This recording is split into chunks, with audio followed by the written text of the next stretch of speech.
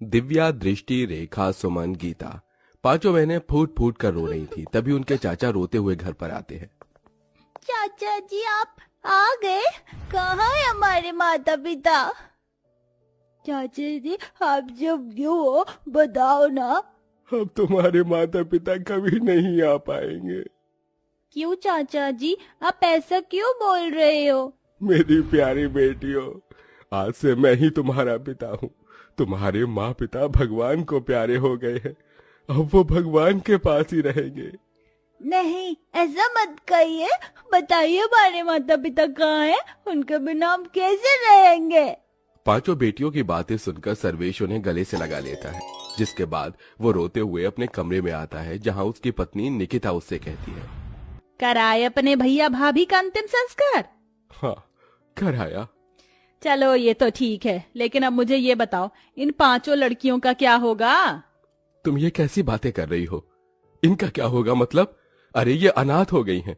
इस घर के अलावा इनके पास और कोई रहने का ठिकाना भी नहीं है। वाह वाह, देखो तो सही, तुम्हारे भैया भाभी तो मर गए और हमारी छाती पर इन 5 लड़कियों को छोड़ गए। कौन करेगा इनका कन्यादान? मैं इनका चाचा हूँ, मैं करूँगा। तुम करोगे? तुमसे अपनी औलाद तो पाली नहीं जाती। तुम्हारा बेटा इतने दिनों से एक साइकिल की जिद कर रहा है, तुमसे एक साइकिल तो ली नहीं गई। इस घर और परिवार को चलाने के लिए मैं शहर जाकर नौकरी करूंगा। तुम हमारे बेटे और पांचों लड़कियों का ध्यान रखना। ऐसा कहने के बाद सर्वेश अपना सामान पैक करता है।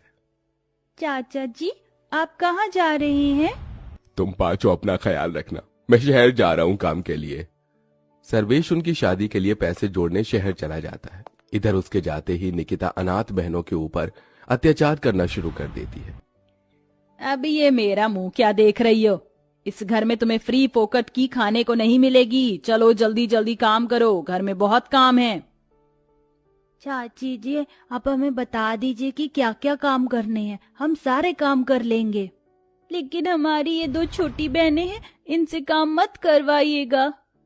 रोटी की कमाई हर किसी के लिए बराबर है, इसलिए तुम पांचों को ही घर के काम करने पड़ेंगे। रेखा, सुमन तुम जाओ और खाने की तैयारी करो। और इधर सुन गीता, तू घर की साफ सफाई कर। इसमें तेरी 2 छोटी बहन हैं, तेरी मदद करेंगी। मैं थोड़ी देर आराम करने जा रही हूँ।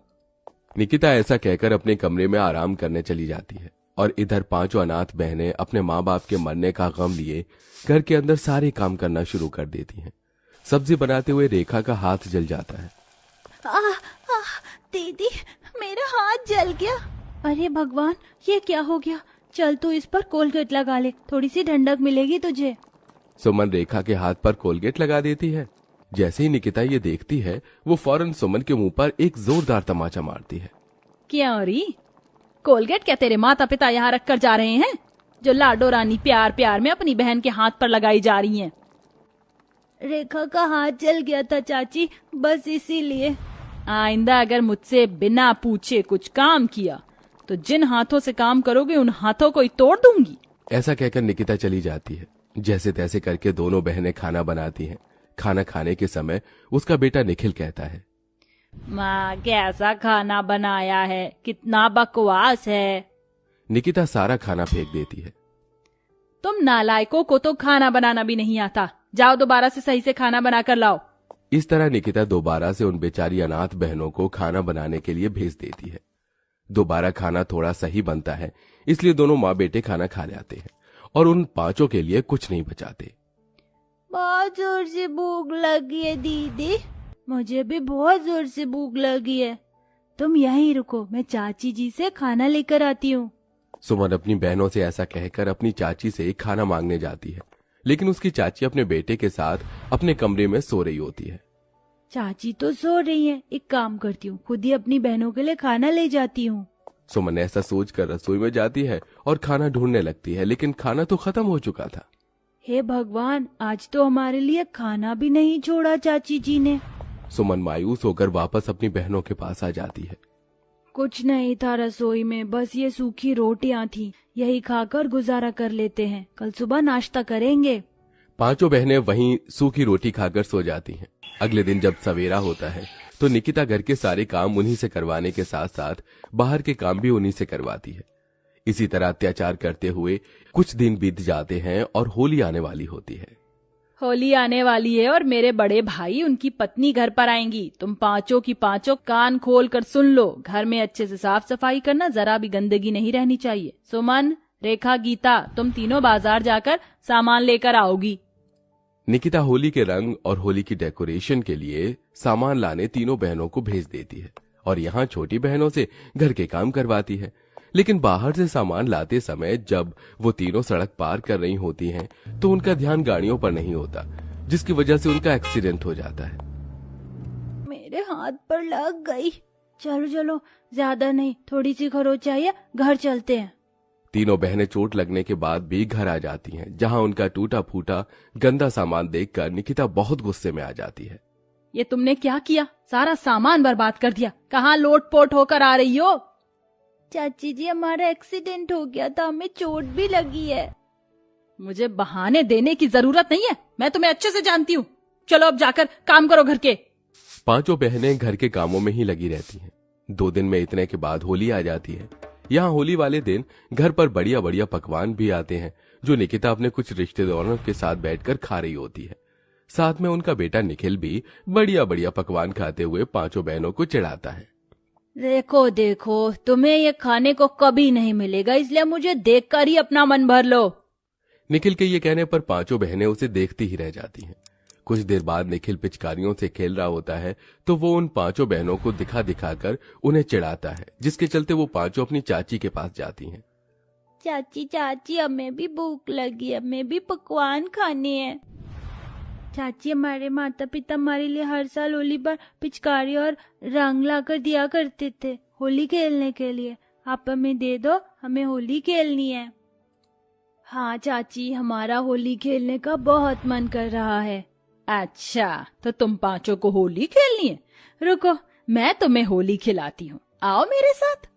निकिता प्यार प्यार से उन्हें अपने साथ ले जाती और बाहर घर के आंगन में पेड़ से बांधकर उन्हें डंडे से मारना शुरू कर देती है। इसे कहते हैं लठमार होली। आज तुम्हें इतना मारूंगी कि होली का भूत तुम्हारे सर से हमेशा के लिए उतर जाएगा। लाठी मारने के बाद वो उन पांचों बहनों के ऊपर कीचड़ और गोबर लाकर फेंकती है। गुलाब और रंग से होली खेलने की तुम्हारी औकात नहीं, इसलिए तुम्हारे लिए कीचड़ और गोबर ही सही है। इस तरह का बर्ताव करने के बाद निकिता उन्हें खोल देती है। खत्म हो गई तुम्हारी होली। अब हाथ मुंह धोकर घर में बाकी के काम है, देख लो। ऐसा कहकर वो चली जाती है और पांचों बहनें रोती रह जाती हैं। कुछ ही देर बाद निकिता होली खेलने की वजह से भीग जाती है। वहीं उसका फोन भी स्विच ऑफ होने वाला होता है। वो घर में चार्जिंग पर अपना फोन लगाने आती है।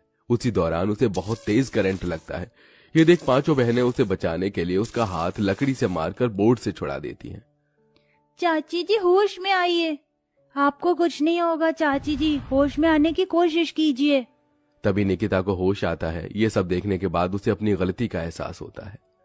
कुछ देर पहले ही मैंने तुम्हारे पर इतने अत्याचार किए और जब से तुम इस घर में रह रही हो तब से ही मैं तुम्हारे ऊपर अत्याचार करती आ रही हूँ, लेकिन फिर भी तुमने मेरी जान बचाई। इसका शुक्रिया अदा मैं तुमसे कैसे करूं? निकिता पांचों बहनों से माफी मांगती है। उसी समय सर्वेश आ जाता है। 5 अनाथ बहनों के लिए वो नए कपड़े और होली के रंग लेकर आता है, लेकिन निकिता अपना सच छुपाना नहीं चाहती थी। वो सर्वेश को सब बता देती है कि किस किस तरह से उसने पांचों बहनों के ऊपर अत्याचार किया। मैंने तो जिंदगी में कभी नहीं सोचा था कि तुम इतनी बुरी औरत हो सकती हो। निकल जाओ इस घर से, मैं अब तुम्हारे साथ नहीं रह सकता। नहीं नहीं चाचा जी, चाची जी को माफ कर दीजिए, हमने भी उन्हें माफ कर दिया है। पांचों बहनें एक ही बात कहती हैं, जिसे सुनकर सर्वेश भी निकिता को माफ कर देता है और उसे दूसरा मौका दे देता है। अब निकिता पांचों बहनों की अच्छे से देखरेख करती है, जिसके बाद वो पांचों अनाथ बहनें उस घर में खुशी खुशी रहने लगती।